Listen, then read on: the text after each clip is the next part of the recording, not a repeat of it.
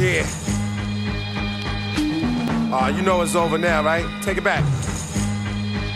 Yeah. No problem. I'm out here at Waterfront Park in Trenton speaking with Justin Friend. Justin, you've been dominant this year at the AA level. No news to you, but dominating in relief with a 2-0 record, ERA under a quarter run, and perfect in save opportunities. Just this might be a question you're used to answering at this point, but what are the secrets to your success? I honestly couldn't tell you. This year I just wanted to go in and pound the strike zone, and the biggest thing for me coming into this year is I wanted to put guys in play early. You know, if a strikeout presented itself, I obviously went for it, but for me, I'm not a strikeout pitcher, so for me, I wanted to get ground balls early, and I went in with that approach all year and just pounded the strike zone, and luckily got some strikeouts, but for the most part, just got ground balls, and the defense played well behind me, so it kind of helped. Team effort there, so that sounds good. And now you got some time up at AAA this year. Success wasn't at the same exact level as it is here, but I would imagine going up and then having to come back isn't the most ideal situation. But I also can't imagine that you would have wanted to miss out on this playoff run. Just talk about that a little bit. No, I mean, yeah, getting an opportunity to go to AAA, I learned a lot. Learned that you can't get behind hitters there because they hit mistakes, things like that. From what I heard I missed a good month of July. I heard July wasn't too pretty here, so I didn't mind missing that. But coming back, they were on like a 6-game winning streak when I came back, and I just didn't want to mess it up. And I mean, this last month with Darren doing what he was doing was just a fun month to be around, and the clubhouse was excited, and everybody was totally on board to make this run. And so it's been a great end of the season, and hopefully it can be even better here in the playoffs. Absolutely. And I'll talk to guys sometimes that are, experiencing a hot streak. Now, you've had a hot year, as we said, at this level here. And they'll credit confidence and just snowballing and things like that. How big a factor is confidence for you? I think it's huge. Earlier in my career, I was kind of a guy that dwelled on things that went bad. And, I remember the run I gave up this year. I remember when it happened, where it happened, how it happened, things like that. So, the confidence has been huge for me this year. Just not so much arrogance, but just knowing that you have good enough stuff to go get guys out, and if you compete and pound the strike zone, good things will happen. And with the strong numbers here, I wanted to ask, what's your pitch repertoire, and what do you consider your out pitch? My out pitch is definitely slider, but for me this year, I throw a 4-seam fastball, but mostly just a sinker ball guy. Have used the changeup a little bit more this year, but for me it's just mostly sinker slider. You talked about things sticking in your memory, and you surrendered one run at this level, so you vividly remember that. But as far as positive things might go, aside from the playoff push here in this postseason run, what would be your most memorable thing from 2012? Probably just that night me and Darren had. He broke the record, I tied it. It was a great night. We had to get on the bus and travel to Portland, but for the most part, just being a part of his situation and his historic run, and just kind of being a small sample size of that night and being a part of it was the biggest thing for me this year. I talked to Dusty yesterday, I think, about you, and high levels, extremely high levels of confidence in you, and he praised you for, as far as he was concerned, something to the effect of when he brings you in a game, he knows it's locked down, or as close to being locked down as it can be. When your manager has that level of confidence in you, how does that affect your mentality?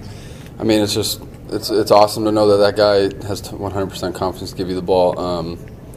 Knowing that you're going to get the ball in that situation, whether it's going to be a 2-inning save or an inning and a third save, just knowing that you're going to come in pressure spots. I haven't really not pitched in a pressure spot this year, so knowing that Dusty trusts me 100% to go in there and get outs just helped my confidence this year, and I think it's helped guys in the bullpen that also have kind of looked to me, for guidance and things like that. So, I mean, that's the biggest thing, is that guy that's making the calls, if he has 100% confidence in you, it just helps you even more.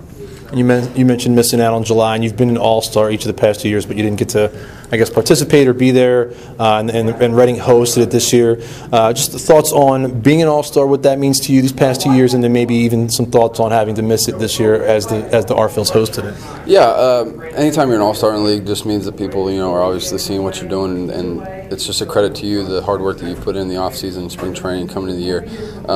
Just shows that, you have worked hard enough to be an all-star.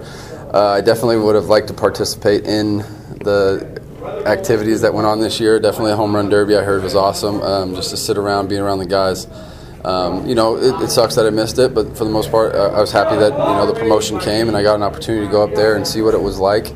But you know, this city of Reading loves baseball, and they love their guys, and they're totally behind you 100%. And so for them to have the All-Star game was awesome. You know, to be a part of it would have been plus, but didn't get to go there. But hopefully, you know, next year, wherever I am, I get another opportunity to make an All-Star team. And you mentioned being in front of those Reading fans, and that's regionally, it's Phillies fans all around there. You got a bunch of teams in the area, Lakewood's included, but then you've got Reading and Lehigh. You've played for the Clearwater Threshers as well. Just talk about maybe the differences, but just mainly what you were touching on there with the excitement level in people that have been born and bred Phillies fans being in the area and being able to come out and watch their minor leaguers and their future big leaguers. Yeah, I mean, Reading's Lehigh sells out really well, and but as far as where I've come up with Oakland, you know, the system like that, Philly fans are crazy. You know, the other night I was on the mound and I walked the first guy on 4 straight, and I heard the boo birds, and I was like, geez, man, am I that bad? But no, they're into the game, and you know, we're not getting 6,000-7,000 people in the playoffs, but with the 3,000 that we are getting, make it sound like there's 6,000-7,000 there. So you know, having those people there to support us has definitely fueled us. And I know guys love playing. I know guys that come on the road enjoy coming to play because they're going to pack the house out, and people love to watch us play. So these fans are big, and we enjoy playing in front of them, and we never want to let them down by losing, but. You know, they're there 100%, whether we win or lose. They're always like, hey, we'll get them tomorrow, you know, when you're walking off the field. So the support from them has been great. And then one last thing for you, and I appreciate your time very much. Thank you for spending a few minutes with me here. Speaking of people that are in attendance and coming out to see the games, the GM of the Phillies was in attendance last night. Ruben Amaro Jr. was in the house at First Energy Stadium here for Game 2, or there for Game 2, excuse me. And I just want to get your thoughts on when the big wigs are in the house. There are other guys from the system there, the organization, the night before, and then with Ruben for Game 2. Does that come into play in guys' mentality when you know those high-end people with the organization are in and watching you? Yeah, I mean, you definitely want to get in the ball game and show them what you got, because ultimately they're going to make the decision on whether you get a call-up or a promotion. You know, Dallas Green's been around a lot, Benny Looper's been around a lot, Nova Rita, Joe Jordan's been around a lot, so there's always people there, and we're so close to Philly. You know, there might be guys here in Trenton, you never know.